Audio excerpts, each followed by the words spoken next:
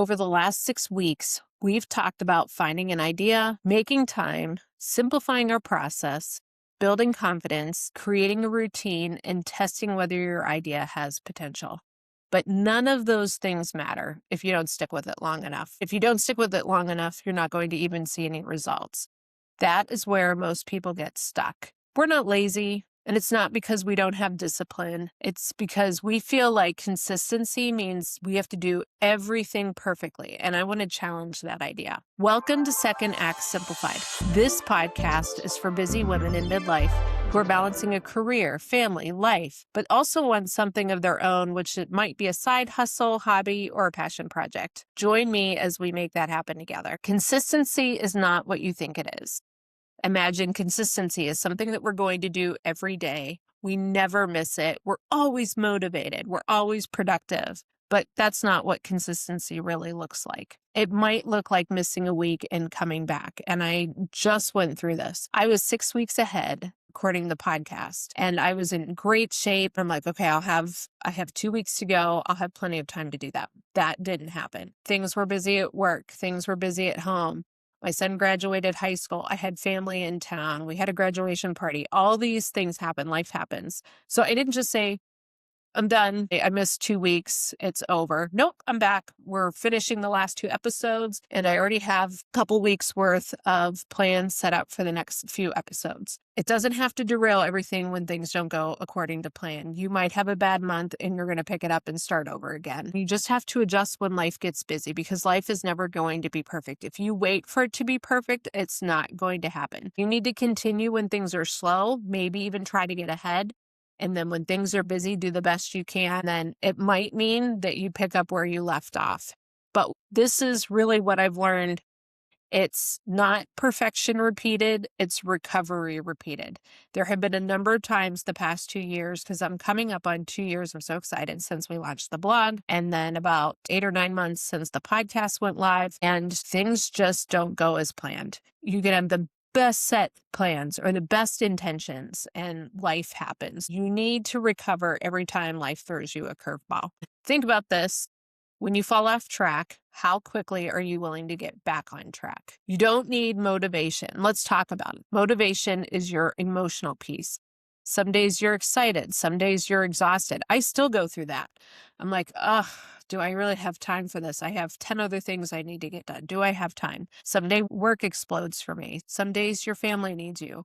Some days you can't do another thing after you're done working for the day. And you'd rather just sit on the couch, watch Netflix, and call it a night. That's okay. That's normal. Your brain needs a break. The problem is people build their goals around your motivation. Then if things don't work out the way you feel, or you don't feel like you have the motivation you need to do this, then the wheels just come off. You need to just keep working through it. Don't tell yourself that you have to feel inspired every day to do that. Don't wait to write a blog post when you feel creative. Are you struggling to find a topic that you want to talk about? Regardless of how you feel about AI, if you're struggling to find a topic, start talking about your feelings to AI about what you want to talk about, and it will help you ideate. I'm not saying copy and paste verbatim, not a great plan.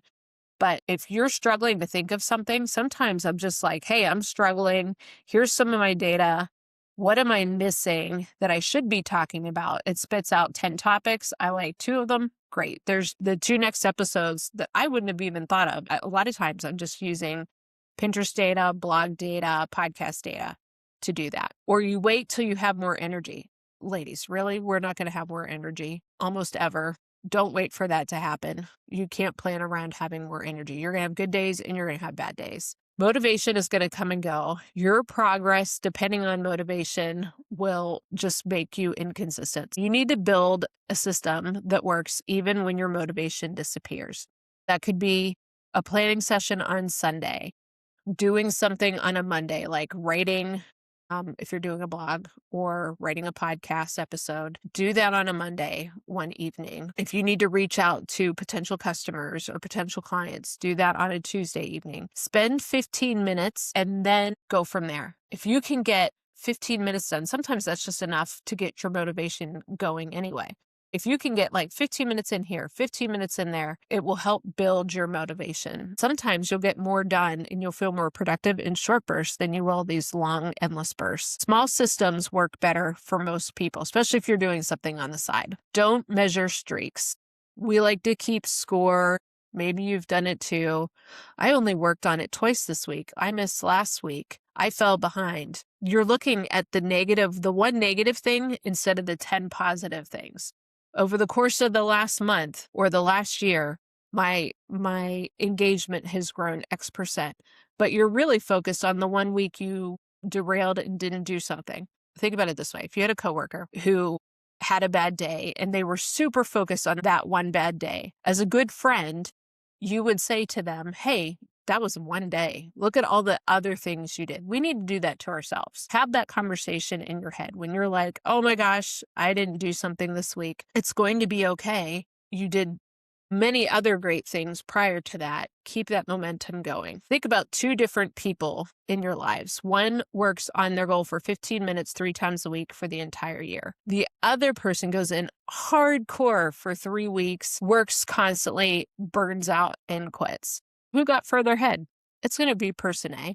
They didn't devote tons of time, but they were consistent and they were able to work on it over time. Consistency beats intensity in the long run. Small efforts are repeatable. Huge efforts are draining and they just create frustration. All right, what is your minimum success rule? This is our third point. This might be the most important exercise in the entire series. Ask yourself, what is the smallest action that still counts? If you're a blogger, maybe that's writing 1,000 words. If you're a podcaster, maybe you've outlined an entire episode. If you're starting a side hustle, maybe it's sending one email or doing an hour of research or reaching out to somebody who does something similar to get their opinion. Researching is an opportunity. Reaching out to people is an opportunity. The goal is to create what is your minimum level of success. Once you do that, you are going to build momentum to do something else. Each action should be small enough that you can do it on the busiest of days and feel some accomplishment. Because the goal isn't to make massive progress, it's to have a habit that you can build upon. My fourth point, we talked about a little bit. Life is going to give you interruptions. It just is. I wish that people really thought about that before they jump on and they're like, oh, I want to do this side hustle or I want to do this project, but I can't do it because something happened unexpected and it totally derailed you. I expect the unexpected. It's going to happen. If you're in midlife, you're going to have a family issue, a parent need, an emergency at work. You could have the best laid plans and still be like, well, I don't have enough time. It's going to happen. We're balancing careers, parents, children, grandchildren, spouses, being involved in the community, volunteering, homes that need attention. It is going to happen. Life's not going to get less busy for you. Just know that going in, you cannot wait for a perfect season. Perfect seasons don't happen. There's always going to be some obligation that comes up. You're going to get double booked. Don't build based on perfect conditions. Just know that it's going to be bumpy along the way. And you need to be okay with that and work through it. Many people believe successful women never struggle with consistency and that they're more disciplined or more motivated or they just have more willpower.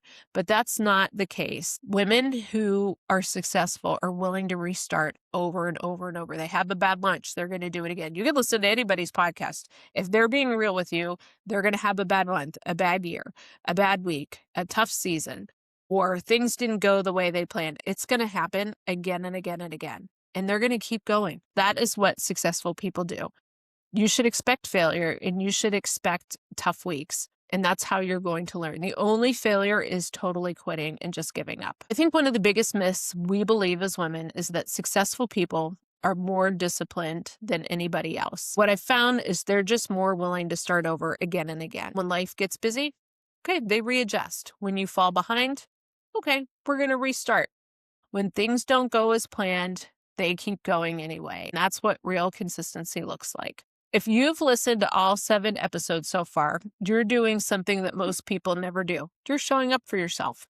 You're exploring the possibility of doing something different, and you're making space for your future, and that's what matters. Before the next episode, I want you to do something. Define your minimum success rule. What's the smallest action you can take to keep your goals aligned, and write it down. If you're still trying to figure out what your next chapter might look like, I have a free resource that can help you. It's called the Second Act Pathfinder. I created it for women who know they just want something more, whether it's a side hustle or a project or a career shift, and they just want a renewed sense of purpose, but they're not sure where to start. It will help you uncover what's pulling your attention and identify opportunities that fit in your life right now, and take that small next step forward with clarity and confidence. You can download it free through the link in the show notes. Sometimes the hardest part isn't taking action, it's what direction you're going to take next. That's what the Pathfinder's meant to do. Next week, we're talking about something bigger than side hustles, routines, or productivity. We are going to talk about identity. How to reinvent yourself midlife without blowing up your entire life. How do you build something new while honoring all the other responsibilities that you already have? How do you step into your next chapter without waiting for permission? That's what we'll tackle in our last episode of the Second Act Starter series. I'll see you there. Just remember, you don't need to become a different person overnight. You need to become the person you're supposed to be. Talk to you soon.